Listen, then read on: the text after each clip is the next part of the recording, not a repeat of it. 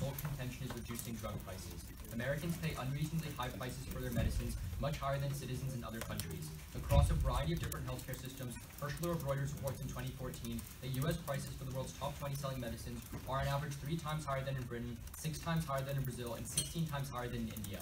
Baker of the New York Times furthers in 2016, we pay roughly twice as much for our drugs as the average for other wealthy countries. This additional cost is not associated with better care. We are just paying more for the same drugs. This trend is only getting worse. Amin of CNBC writes this July that while drug prices have tripled in the U.S. in the past decade, analysts predict that they will double again in the next 10 years. Conventional solutions to high prices are also failing now. Bayer of UC Hastings College writes in 2017, when drug patents expire after 20 years, drug manufacturers should be able to produce generic drugs at lower costs. However, the number of drugs coming off patent is decreasing at a rapid rate, 41% lower than in 2016. This is because companies are using more measures to prevent losing their patents, including paying generic companies not to copy their drugs and securing dozens of patents for their drugs so they won't expire. While Americans need to use the same drugs as the rest of the world, the U.S. government has no way of keeping the cost of those drugs in check. Herschler furthers that the U.S., which leaves pricing directly to market competition, has higher drug prices than other countries where governments directly or indirectly control medical costs. The simple solution would be to impose price controls on prescription drugs, just like how other countries do. This would ensure that every citizen has access to proper medication. Cliff of Vox explains in 2018, other countries regulate the price of drugs because they see them as a public utility. Countries like Australia, Canada, and Britain don't regulate the price of other things that consumers buy, like computers or clothing, but they've made the decision to regulate the price of drugs to ensure that medical treatment remains affordable for all citizens regardless of income. Lowering drug prices will help combat 2 serious issues that Americans face. The first is the opioid epidemic. Gibson of CBS News reports in 2018 that as the opioid epidemic continues to kill tens of thousands of Americans each year, the drug naloxone, which reverses the effects of an overdose, has proved invaluable in preventing overdose-related deaths. However, prices have risen more than 50%, and driving that is a surge in overdoses that's boosted demand for naloxone and a dearth of federal rules that could limit price increases. As a result, consumers cannot afford and are not buying the drug. Wood of Harvard Medical School estimates in 2018 that in the midst of the epidemic, sales of naloxone increased from 2.8 million annually to only 3.2 million from 2009 to 2015, showing that those most at risk cannot afford this life-saving drug. Lack of access to naloxone has deadly consequences, as Gibson writes that drug overdoses killed a record 72,000 Americans in 2017, up 10% from the previous year. Naloxone is crucial as overdoses often act far too quickly for a hospital. In the case of heroin, De-Addiction Centers reports that the body quite literally forgets how to breathe and deprives itself of oxygen, eventually killing the user within a matter of 5 minutes. Second is the non-adherence epidemic. High drug prices have made life-saving medications inaccessible for many Americans. Bornstein 15 reports in the New York Times that 1 in 4 American adults, perhaps 50 million people, fail to fill a prescription they needed because of cost. Even when they do take the drug, patients take less than the prescribed dosage, which renders them less effective. This has disastrous effects on public health. Brody of the New York Times writes in 2018, there is an out-of-control epidemic in the U.S. that affects more people than any disease. This crisis, non-adherence to prescription medications largely because of cost, is estimated to cause approximately 125,000 deaths per year. In fact, Bresnik of Health Analytics reports last year that the high cost of prescription drugs is what drives 67% of patients into medication non-adherence. Thus, we affirm. Resolved, the United States federal government should impose price controls on the pharmaceutical industry. Our sole contention is the nature of the market. Price controls are unlikely to tangibly hurt Big Pharma, as Feldman 17 of UC Hastings writes that pricing of pharmaceuticals is so convoluted that large corporations are always able to be a step ahead of regulators exploiting loopholes to ensure they make a profit. Thus, Yao 17 of the University of Nottingham describes that price controls fall overwhelmingly on small companies who cannot adapt to these prices the way large companies can. Specifically, price controls would decimate 2 critical components of the pharmaceutical industry. Subpoint A is a biotechnological collapse. Imposing price control would trigger capital flight from the biotech industry. Neeson 15 of Quartz writes that biotech companies are extremely reliant on high drug prices to recuperate investment costs for drug development. However, Easton 18 of Stat News continues that because price controls make pharma less profitable, venture capitalists would shift investments into other industries like high technology instead. Thus, Neeson 15 concludes that price controls would burst the biotech bubble and bring investments crashing down. Less investment prevents the development of necessary novel drugs. Aloes Recchi 10 of AOL warns that 65% of drugs developed by biotech drug companies are high-priority innovative drugs. Thus, Vernon 03 of the University of North Carolina quantifies that imposing price controls would reduce the number of new drugs in the coming decades by 30%. This downsizing of innovation would have 2 catastrophic impacts. First, an antibiotic-resistant nightmare. Easton 18 of Stat News writes that there remain huge unmet needs for better treatments against drug-resistant infections. Fortunately, he continues that with sustained investment flowing into biotech companies, advances in these areas will continue to come. However, without novel innovative drugs, Simpkins 17 of the Journal of Antibiotics writes that antibiotic-resistant diseases will kill 10 million people annually by 2050. Second, hiking overall and medical costs. Chapter 16 of New York University outlines that because innovative drugs reduce medical spending on doctor visits, hospitalizations, and other medical procedures, every additional dollar spent on innovative drugs reduces total medical spending by $7. Subpoint B is a generic shortage. Despite high-profile price hikes, generic drugs or cheap off-patent alternatives to name-brand drugs are becoming more prevalent, greatly improving access for patients. Index 16, a research and analytics firm, writes that as more drug patents expire, more generics are entering the market, accounting for more than half of pharma growth globally. Index 16 concludes that by 2020, 92% of prescriptions will be filled by generic drugs, and as these drugs enter the market, they drive competition, which is why the Government Accountability Office continues that generic drug prices have fallen by 59% since 2010. Because of this trend, Aiken 18 of the IQVIA Institute for Human Data Science writes that out-of-pocket drug prices are declining by 17% for consumers. However, imposing price controls would hamper manufacturing investment by generics companies, thus creating a supply shortage. Westlow 16 of PharmTech writes that the #1 cause of supply shortages of drugs is because of manufacturing failures. However, she continues that in recent years, the number of shortages has decreased due to recent investment into manufacturing. However, imposing price controls would reverse this trend. Gottlieb 11 of the American Enterprise Institute writes that generic manufacturers won't make long-term investments into improving manufacturing efficiency without being able to raise prices in the future to recuperate those costs. Problematically, Frederican 12 of the Wall Street Journal writes that price controls dramatically lower profit margins of generic companies, leaving less money to make necessary investments to match demand. Thus, Dean 18 of the American Society of Health Economics writes that price controls reduce the market share of generics by 14.5%. When generic manufacturers stop producing, people are left without critical medication. For example, Nix 11, the Heritage Foundation writes, when the U.S. imposed price controls under Medicare, generic suppliers of cancer treatment left the market, leaving 500,000 people without life-saving treatment. Thus, negate. So when I'm a pharma company and my drug is about to go out of patent, I have like this really good life-saving drug. What do I do? What do you mean? Like, what do big pharma companies do when a life-saving drug is about to go out of patent? Nothing. No, they extend the patent. Okay. The reason why that's important is because even if the price of generics is going down, insofar as the life-saving drugs are staying in patent, which is what our UC Hastings evidence says, does not mean that the most important life-saving drugs are the ones that people can't afford. Yeah, but at the point where Nick says the last time price controls were imposed in 2011, 500,000 people, or half a million people were left without cancer treatment, and now there's generics. Well, sure. Well, sorry. We'll address shortages separately, but insofar as just specifically the life-saving drugs do not come off of patent, that means that they are not accessible, right? It depends if companies do extend patents. Can I have a question? But they do. Okay. So sorry, it's just assuming that they do. That means they're not affordable, right? Well, if they increase prices, yeah. But so like if they stay in patent. Can I Yeah, have a sorry, you can. question? Okay. Yeah. So why are prices rising? Just because because companies can price gouge. What do you mean? I mean, I think also the cost of making the drug is going up. I mean, not by very much. Why is it going up? Just because like different drugs are harder. It's harder to find cures for different drugs. But even so, like we would contest the idea that it's very costly to make drugs. It actually doesn't cost very much money. Like all of the figures that say that it costs $2.6 billion are pretty overblown. It's more like $30 million for what? to make a new drug for innovation. Okay. So what is happening holistically to the prices of drugs in general? They're going up. That's the main evidence that we read. They're on average going up by 2 Right, times. and Aiken says they go down by 70%. Okay. Do you have a question? Yeah. So on healthcare, on Medicare costs. So as the Medicare and doctor visits, all of that stuff, what is happening to healthcare costs right now? What do you mean? Like are healthcare costs going up or down? Right You now? tell me. They're going up. What is the only sector of Why the are health? they going up? That's what I'll explain. The only sector of the healthcare industry that is going up is the price of prescriptions. The reason that healthcare is becoming more expensive and healthcare spending is increasing is because the price of prescription medications is increasing.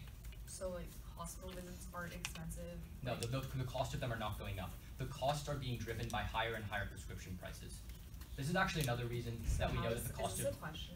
Well, yeah, so I'm just asking you, like, if we control the #1 reason why healthcare costs go down, doesn't that take out? Say that healthcare has other costs that are going up and prescription drugs are actually going down. As the point where 92% of prescriptions are going to be generic. Like again, we'll contest the warrant, but if it's true that high spending on prescriptions is driving healthcare costs, that means we have a better link to your second impact on the first link about healthcare costs.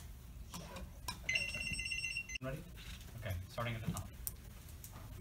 Start and group their Feldman and Yao evidence about loopholes. A lot of problems here. First, their card from Feldman just says that pharmaceutical industry regulation is complex. I agree, regulation is complex. The price controls don't add any complexity to that. I mean, it's a price control. It means you can't go above a certain price. That's not very complex if you ask me. But two, the Wall Street Journal actually explains that the influence of pharmaceutical companies is going down right now. Politicians and people are fed up with the fact that prices are too high. Trump has spoken out against this and refused campaign donations, and the Democrats campaigned and won the midterms on reducing drug prices. We are already seeing concrete action with states passing intending to pass solid provisions on price controls, meaning that loopholes will not happen and the influence will not seep in. But third, they don't specify what loopholes will exist. They just say that there will be loopholes. There's no way to weigh this argument. But fourth, in Europe, even though that there are price controls, prices are still lower for big pharma and small pharma alike, showing that loopholes don't really have an effect. And fifth and finally, small companies and big companies are kind of the same, because according to Fisher, because big companies are so awash with cash, they buy up lots of small startups, meaning that many small startups become part of big companies anyway, so the regulations would apply to them.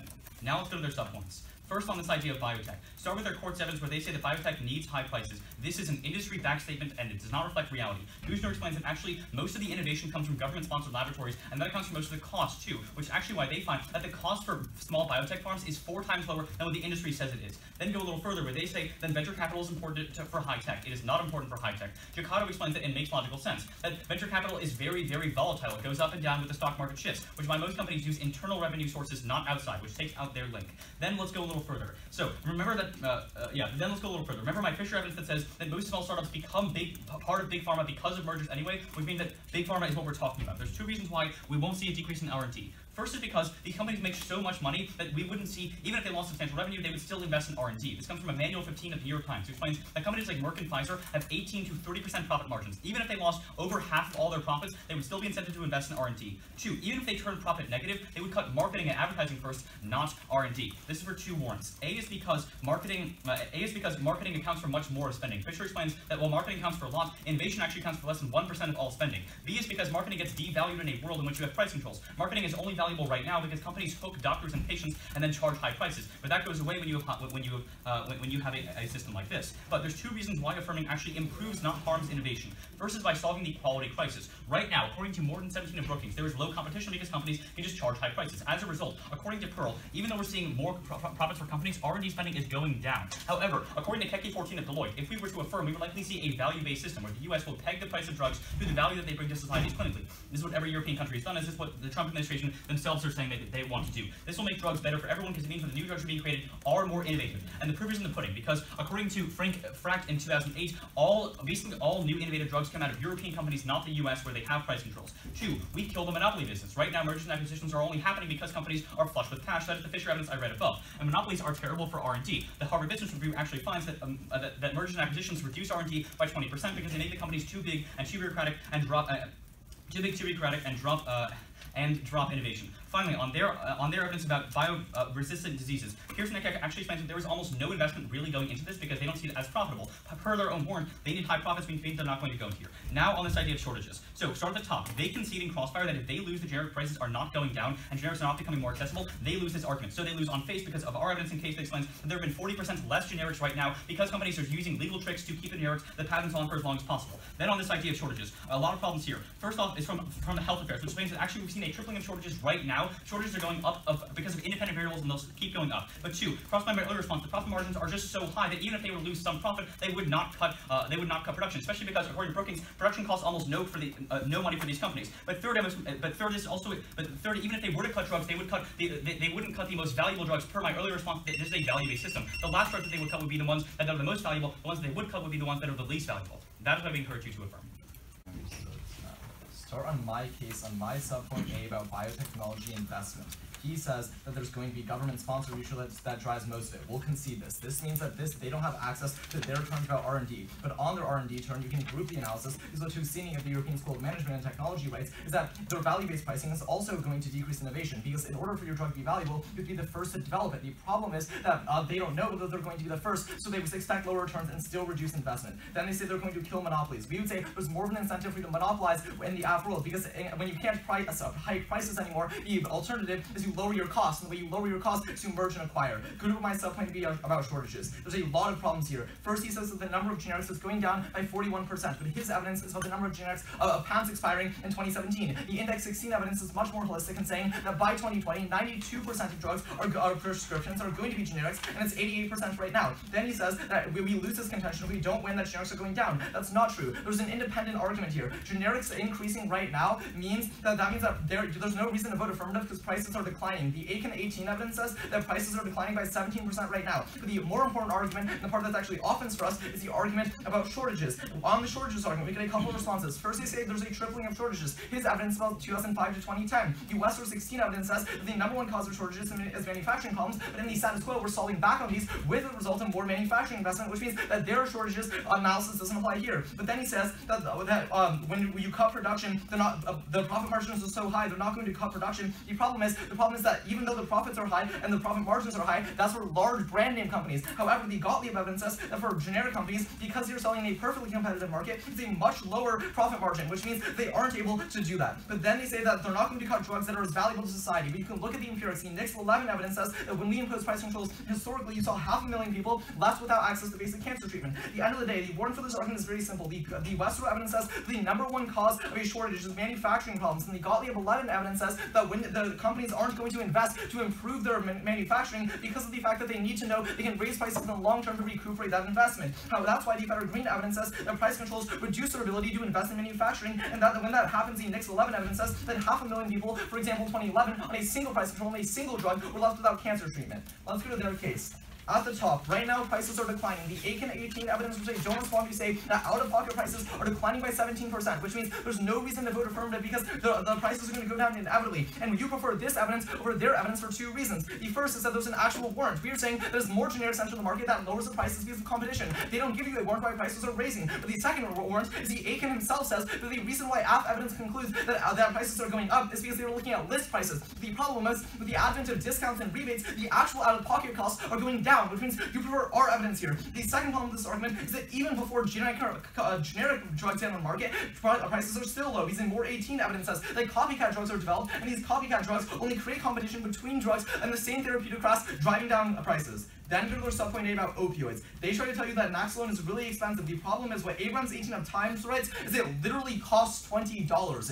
It's not expensive. They say it raises by 50%. Sure, $20 to $30. That's okay. Moreover, Abrams also says that all 50 states have worked together to improve access to Naxalone on a holistic scale, which means that we're solving for the status quo. Then on non-adherence, they say that a lot of people don't take their drugs in America, and a fourth of people don't take their drugs. The problem is, at the top of their case, they say that almost every developed nation in the world has price controls. So let's look at how successful non-adherence efforts have improved. But the Oswald 18 evidence says that in developed nations, half of people aren't adhering to their medicine, and there hasn't been any improvement in the last 50 years. So despite price controls, adherence doesn't increase. There's a lot of external causes here. We would say that literally, to be fair, some people forget to take their drugs. People skip their drugs often, which is why that often happens. The weighing is very simple. Shortages comes first, because if shortages happen, then there's not even an option to get a drug. Right now, some people can get a drug. If there's no supply in the market, there's no one that can get the drug. Yeah.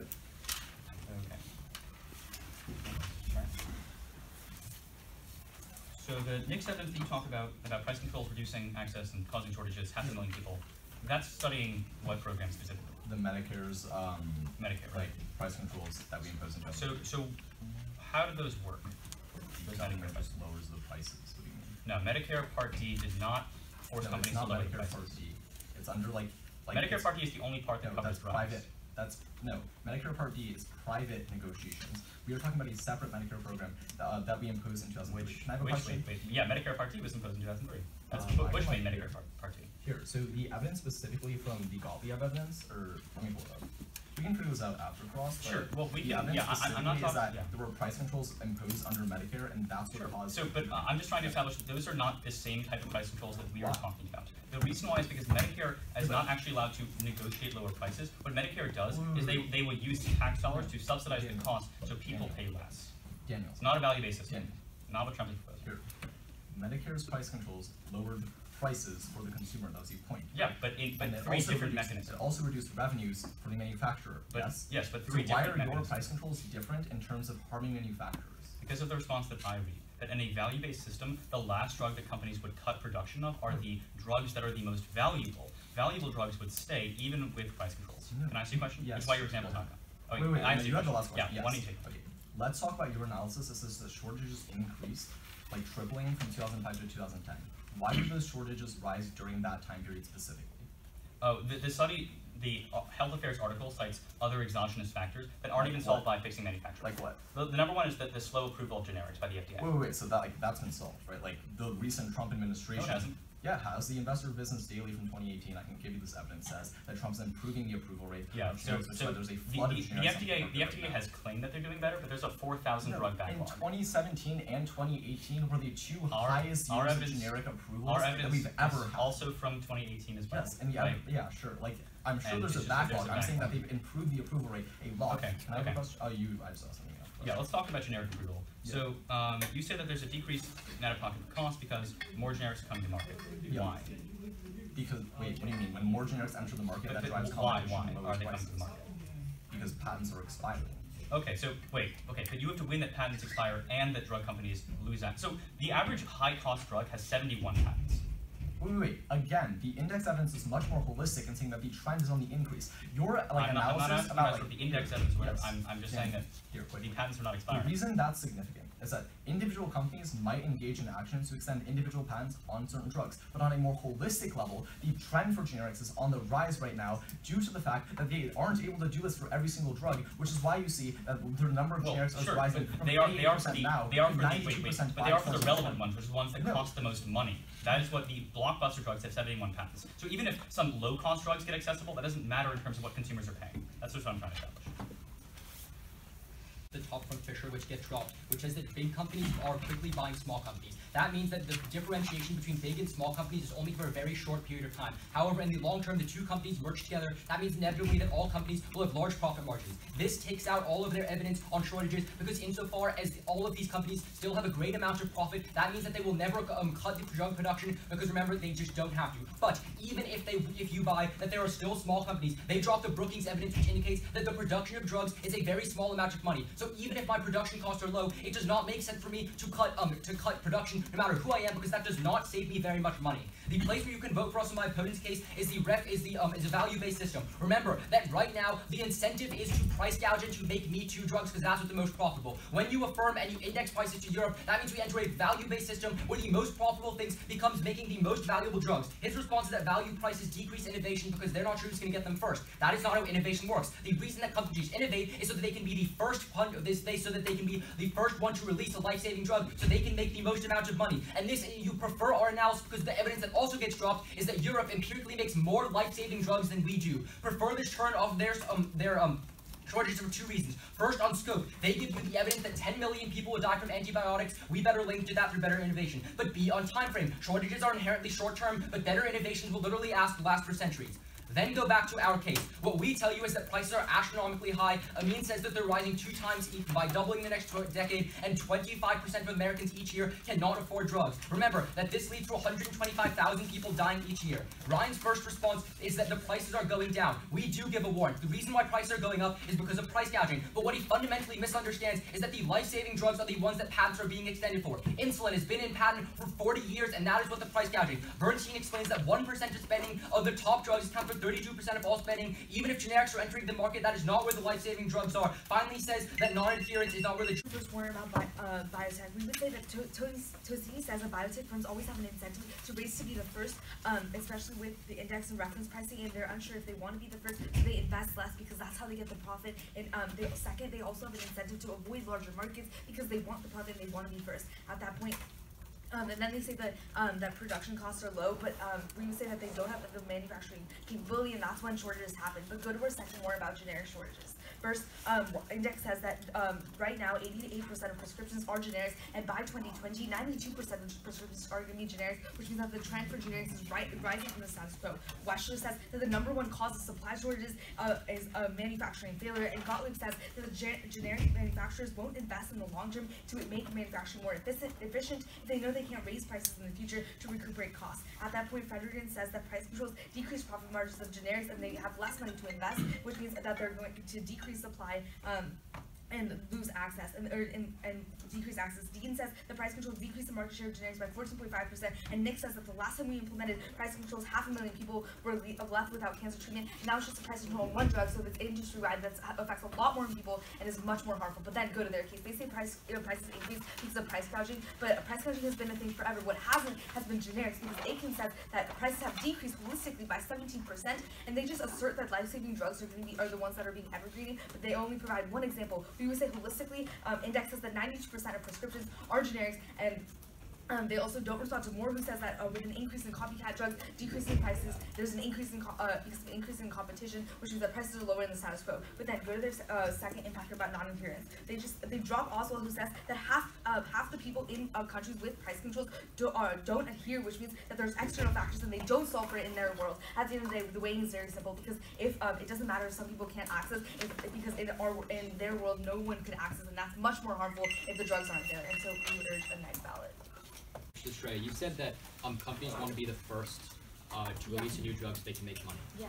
So wouldn't they innovate or invest more so they can be the first? The analysis is that they don't know if they're going to be the first, so there's less an incentive for them to like put in investment in case they get out.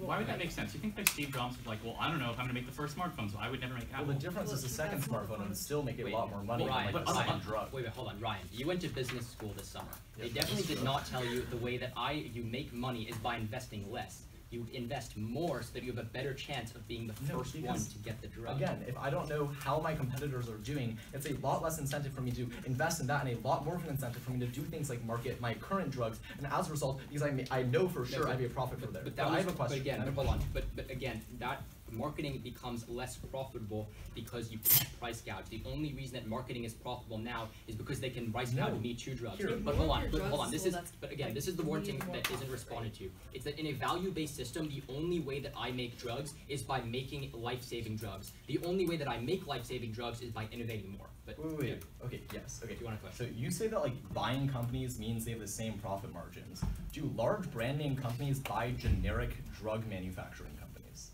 What? You tell me that like at the top that large companies buy smaller startups. Yeah, most generics are like subsidiaries of larger companies. They're not startups. Like generic manufacturers are fundamentally in a different market. But right? Consolidation does not just apply to biotech startups. It applies to they don't pharma companies wanting to become bigger. And remove competition, which includes generics. Generics are the biggest form of competition. Those are for for generic manufacturers. Those have very slim profit margins because of the fact that the generic industry is by definition like a very low cost industry because of the fact that you're competing against everyone, right? Well, no, because they're part of this big high profit margin. Larger companies are not part of these large companies. They are. That's what the mergers mean. The companies want to reduce the generic competition so they don't have to compete as much. But even if that were true, that they have a low profit margin, you drop our response from Brookings, which is that it is literally pennies on the dollar to produce these drugs. So yeah, like the marginal cost might be there. So like if I have a machine that makes 50 drugs, yes, maybe the marginal cost for each of those drugs is like 2 cents. But that machine can still, to be clear, only make 50. It's the holistic process. Brookings is saying to produce these drugs, which includes machinery. Right, no. Like again, machinery is not like the marginal cost is not based on like how much it can produce, right? If my machine can physically only create like 50 drugs, the fact that those are cheaper or more expensive doesn't affect that, right? Well, no, it does, because what your argument is about cutting costs, but we say it does not make sense to cut costs by cutting production. It's not about cutting costs, it's about investing in manufacturing capacity to make it like bigger and better so they can actually create and match demand. But the warrant is the same. The terminal impact is that they would manufacture less, but manufacturing would be the same because that's not what costs them money. It's that they can't match increased demand. First place you can vote for us is on refixing innovation. Remember that uniqueness is on our side. Currently, companies don't innovate. They make me-too drugs and then price gouge those. That's the most effective strategy. That's what makes them money. In a pro world, where you have a value-based system, those incentives have to shift. If the companies want to stay profitable, they have to invest in new innovations. That is our evidence that they never respond to, and the proof is in the pudding, as Noah points out. That is why European companies are the leaders of global innovation, not US companies. And this turn outweighs their offense, which they dropped in summary for two reasons. One, on scope, because remember that when we fix the incentives and we start making drugs that are actually resistant to these top tropical diseases, we save close to 10 million lives, which outweighs their 0.5 million. But two, it's also long-term. Shortages come and go, but companies will eventually fix themselves, because shortages are just nothing more than market corrections. But in the long term, innovation will benefit everyone for many years to come.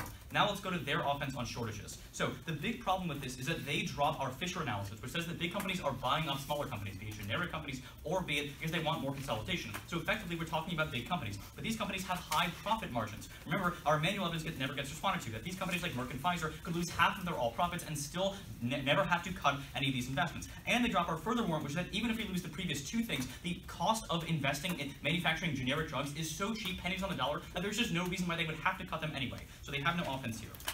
Now let's go to our case. The other place that you can vote for us is on this idea of increasing access. Remember that prices are going to double in the next 10 years. My opponents say, well, prices are going down because we're seeing more generics, but they drop Noah's warrant, which is that we're only going to see more generics for the cheap drugs that companies don't care about. They do care about the blockbuster drugs, the name brand drugs, the ones that they have 71 patents on, the ones that never get to market, the ones that consumers have to pay a lot more for. Insulin is just one example, but it's a pretty good example because people can't get diabetes medicine and they die. As a result, 125,000 Americans die every single year because of a lack of access. My opponent's only other response is that, well, our margins aren't very clear. Half the world in other places doesn't adhere. But they drop what Noah says is that 67% of Americans don't adhere, so 67 to 50 is still a net increase in lives. The weighing still applies here, that their pharmaceutical shortages are short-term, but the long-term benefit to access helps many more people in the long run. I can access drugs, even if shortages persist. Thank you. Go to innovation. Daniel extends the innovation term without frontlining what Straya tells you from the Tosini evidence, which says that value-based reference pricing only incentivizes them to avoid larger markets because they want to be first, which means that they're not innovating to get any of the impacts they get for, because they're not going to get these like antibiotic-resistant drugs. Instead, they're going to go to small markets. That's completely dropped. They have no offense coming off this argument. But also, Tosini also says that they're unsure they're going to be first, so they're less willing to take the risk, which is why R&D still goes down. But then, on shortages, he says that large companies are buying up like firms, and as a result, the profit margins are the same. But they apply this analysis not to generics, but to startups. Generics are in a fundamentally different interest. You can call for their evidence. I guarantee you, it's not about generics. These generic manufacturers are fundamentally in a different industry. They sell generic medicines, while brand name companies sell brand name drugs. Then on shortages, the link is never really well addressed. They say that costs are really low. But yes, we agree, production costs are really low. The problem is that in order to actually expand machinery and actually like make more of the product, it doesn't matter what the cost to produce the drug is. We simply don't have enough machines. That's why the Wechsler evidence says that the number one cause of a shortage is the fact of manufacturing problems. And the Gottlieb evidence says that the companies won't invest in expanding manufacturing. They don't know they can raise prices afterwards to recuperate the cost. That's why the Federman evidence says that price controls are going to reduce the amount of investment in manufacturing. When that happens, the Nix 11 evidence says that for example, when we imposed price controls in 2003, 500,000 people were left without basic access to cancer treatment. And we would say that this is like life-saving drugs that they're talking about. Don't let them get away with saying that generic companies or generic drugs are just cheap drugs. On their case, they're not winning the argument because the only thing they try to frontline is that generics won't increase. They give one example about insulin. The index evidence is more holistic in saying that by 2020 it's 92% going to be generics. But the second thing that's really damning for their argument is they drop the more evidence that Straya extends you that even when drugs are on patent, prices still rise or decrease. These are copycat drugs that are entering the market, and these drugs drive competition at lower prices, which means there's absolutely no reason to vote aft because prices are on the decline right now. The Aiken evidence, which never goes responsive, is better than evidence. It says that there's a 17% reduction in drug prices in this quote. There's no reason to vote aft, and that's why you should think.